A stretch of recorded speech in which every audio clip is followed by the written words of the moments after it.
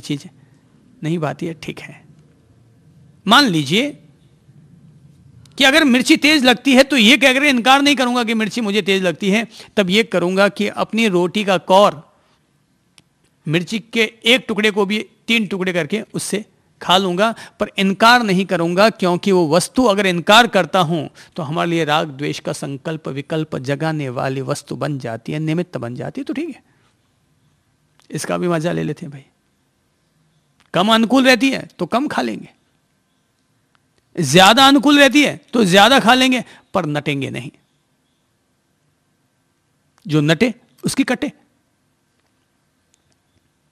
तो नटेंगे नहीं, क्योंकि अपनी कटवानी नहीं है। तो जो नटे सो कटे।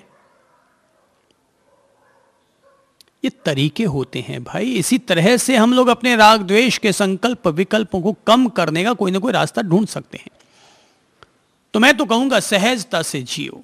जीवन को हम जितनी सहजता से जिएंगे, जितनी सहजता से जिएंगे, हम जीवन को उतना ही सुख के साथ जी सकेंगे। अगर किसी बात को सुनकर आप में से किसी को अगर टेंशन हुआ, कोई बात बुरी लग गई, तो इसका अर्थ यह हुआ तुम अपनी सहजता को खंडित कर बैठे, तुम अपनी सहजता को गिरवी रख बैठे, तुम्हारी सहजता दुष्प्रभावित हो गई। ठीक है, कह दिया। जैसे मान लीजिए किसी ने मुझे 4 शब्द कह दिए तो कह दिया, क्या हो गया? ठीक है, इज दैट सो? ओके, कोई बात नहीं, ठीक है। ये मस्ती होनी चाहिए। जिंदगी एक मस्ती है,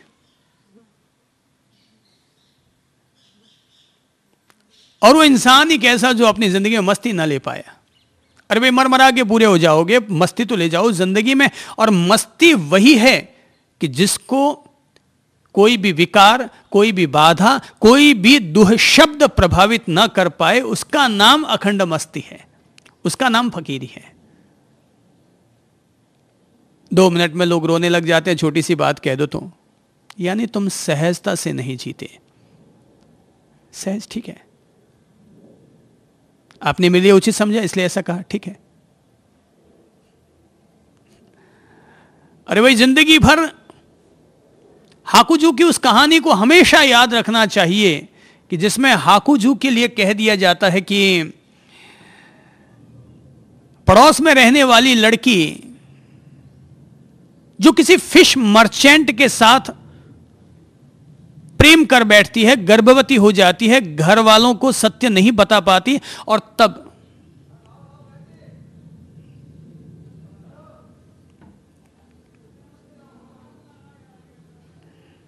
नाम संत हाकुजू का ले बैठती है। और जब घर वाले हाकुजू के पास जाकर के ये बात कहते हैं,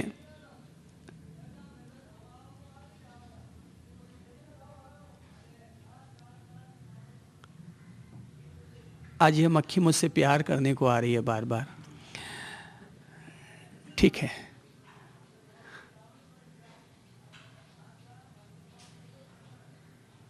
कर लो, प्यार कर लो।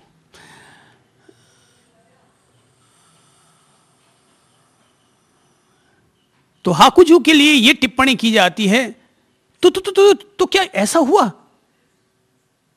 तुमने क्या ऐसा कर डाला? तो उसकी प्रतिक्रिया में भी हाकुजू इतना ही कहते हैं, ओ तो ऐसा है क्या, ठीक है। और अपने ऊपर लगाए गए लांछन को, कलंक को वो सहजता से ले लेती है, झेल लेती है, ठीक है, वो झेल लेता है, ठीक है। और कहते हैं 4 साल के बाद जब वो लड़की मृत्युशैया पर होती है तो मरने से पहले प्रायश्चित करना चाहती है, और वो कहती है कि मैं ये सत्य उद्घाटित कर देना चाहती हूं कि मेरा जो बच्चा है वो उस संत का नहीं है, वो एक फिश मर्चेंट का है।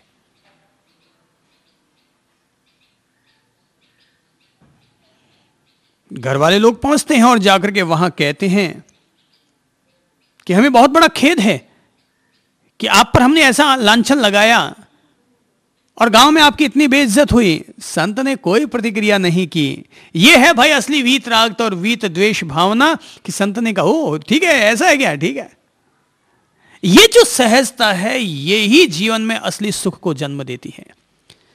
न गृहस्थी दुख का निमित्त है और न संन्यास सुख का आधार है। व्यक्ति की ये जो दोनों ही स्थितियों में रहने वाली सहजता है, ये ही सुख का आधार है।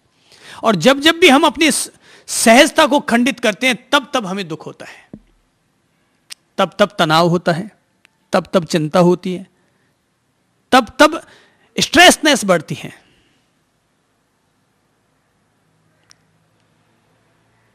अगर व्यक्ति प्रकृति की इस व्यवस्था को समझ जाए कि सब कुछ परिवर्तनशील है, ये भी बदलेगा वो भी बदलेगा, तो ठीक है, फिर ओके चलेगा, क्योंकि बदलना तय है। अगर आप मुस्कुराकर मुझसे बोल रहे हैं तो कोई जिंदगी भर मुस्कुराकर मुझसे बोलेंगे, ये कोई गारंटी थोड़ी है, कभी ना कभी तो, क्योंकि चेंजिंग, दुनिया चेंजिंग, आप भी चेंजिंग, मैं भी चेंजिंग, विचार चेंजिंग, थॉट्स चेंजिंग, सब कुछ यहां बदल रहा है और बदल रहा है और बदलेगा, निश्चित तौर पर बदलेगा। इसलिए न राग है न द्वेष है, दोनों स्थितियों में सहजता है। इस बात को दिल में उतार लो भाई बहनों, कि दोनों ही स्थितियों में सहजता। अगर मैंने दो टेढ़े शब्द कह दिए अथवा मैंने दो शब्द कहे और आपको टेढ़ा लग गया और आपने अगर अपने मानसिकता को प्रभावित कर डाला, तो याद रखना मेरे दो शब्द आपके जीवन की शांति के कसौटी बन गए और तुम उस कसौटी में असफल हो गए, फेल हो गए। तो जितनी बार अगर कसौटी कसी जाए, अगर इंसान 10 बार कसौटी पर खरा उतर जाता है, तो 11वीं दफा कहने वाला व्यक्ति तुम्हारा गुलाम बन जाता है।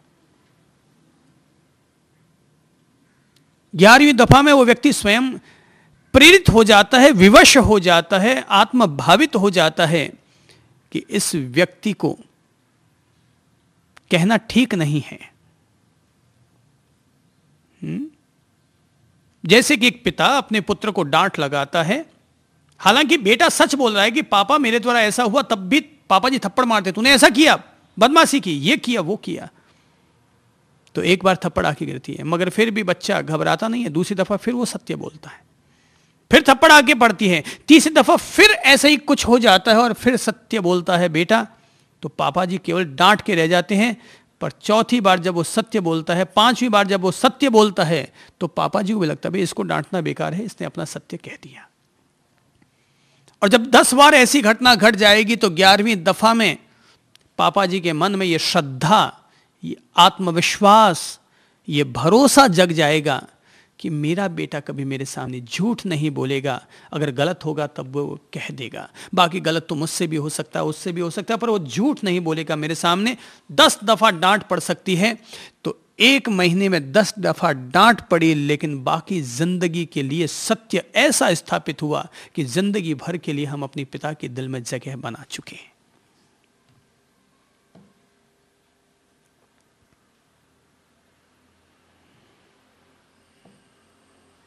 तो सहजता से जियो, हर हाल में सहज। इसलिए कहते हैं फिक्र का फाका करे उसका नाम फकीर। वो चिंता फिंता कुछ नहीं करता, मस्त रहता है, और धर्म में मस्त रहना ही तो सिखाता है। मुक्ति का मतलब ही है कि मस्ती, आनंद से जियो, प्रेम से जियो, सहजता से जियो।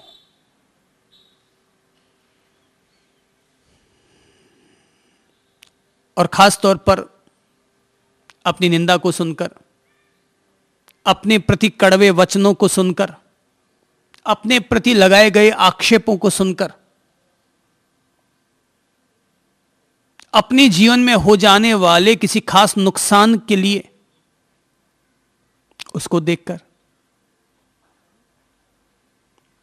यदि हम अपनी सहजता को बरकरार रख लेते हैं, तो निश्चित तौर पर आप घर में रहते हुए भी संत हैं और आप व्यापार करते हुए भी मुक्त हैं।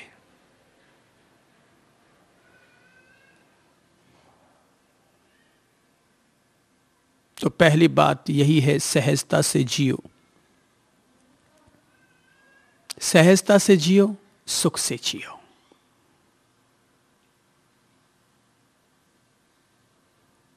दूसरी बात कि अगर राग द्वेष से हमें मुक्त होना है, तो इसके संकल्प विकल्पों को अगर हमें क्षीण करना है कि न तो यह हमारे लिए राग द्वेष का निमित्त बने न दूसरों के लिए, तो दूसरी बात यह है कि हमें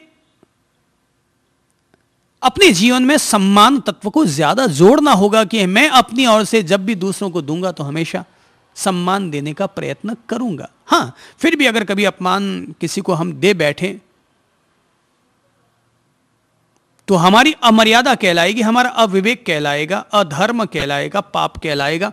पर हम अपनी ओर से कोशिश यही रखेंगे कि मेरी ओर से जितना संभव होगा मैं हमेशा सम्मान देने का प्रयत्न करूंगा या करूंगी, जितना अधिक से अधिक। अगर असम्मान दे बैठे तो वो हमारे उस दिन की चूक कहलाएगी, उस दिन का हमें प्रतिक्रमण करना चाहिए कि आज मेरे द्वारा किसी का अपमान हो गया। बाकी हमें कोशिश यही रखनी चाहिए कि हमें अपनी ओर से सदा औरों को सम्मान देना चाहिए। छोटा है तो छोटा, बड़ा है तो बड़ा।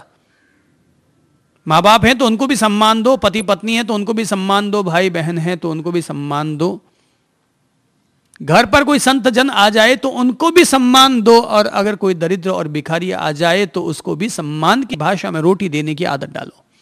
और अगर रोटी नहीं भी देनी है तो उसको सम्मान सहित लौटाओ कि भैया माफ करना, मैं नहीं दे पाऊंगा।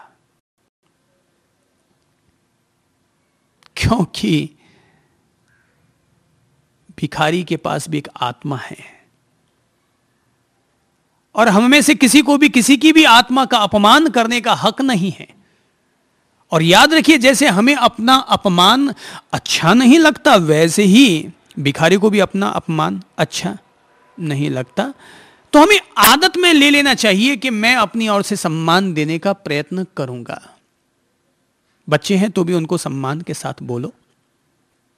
हर समय क्या डांट लगानी, ठीक है, कभी कभार लगा दी, पर हर वक्त अगर डांट लगाएंगे तो मेरे भाई बहनों जरा एक बात बताओ कि मैं भी अगर महीने 2-4 महीने में अगर एक बार कड़काई के साथ बोल जाऊंगा तो आप बर्दाश्त कर जाएंगे। पर अगर मैं भी, भले आप मुझे गुरु मानो, भगवान मानो, संत मानो, XYZ कुछ भी मानना, वो जो भी आप मानते हैं मानो, पर अगर मैं रोज रोज अगर कड़काई के साथ बोलने लग जाऊंगा कौन बर्दाश्त करेगा, कौन करेगा। माना कि सासू माँ होती है, और माँ अगर कुछ कह दे तो उसको बर्दाश्त कर लिया जाता है, पर सासू भी अगर रोज रोज बोलेगी, रोज रोज टोकेगी, रोज रोज अगर कड़काई का उपयोग करेगी तो भाई कड़क तो फिर लकड़ी होती है, और लकड़ी की मार कोई भी बर्दाश्त नहीं करता।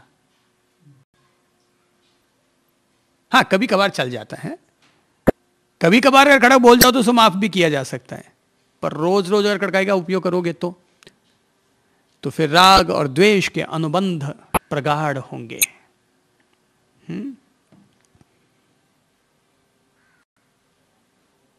अगर आप पति पत्नी भी हैं, कभी कभार आपस में मिलोगे, दाम्पत्य जीवन जियोगे तो चल जाएगा, पर रोज ही अगर करने लग जाओगे तो याद रखना, राग के मोह के ऐसे प्रगाढ़ बंधन हो जाएंगे, संबंध हो जाएंगे कि भव भवांतर तक वो कामांधता तुम्हारा पीछा नहीं छोड़ेगी।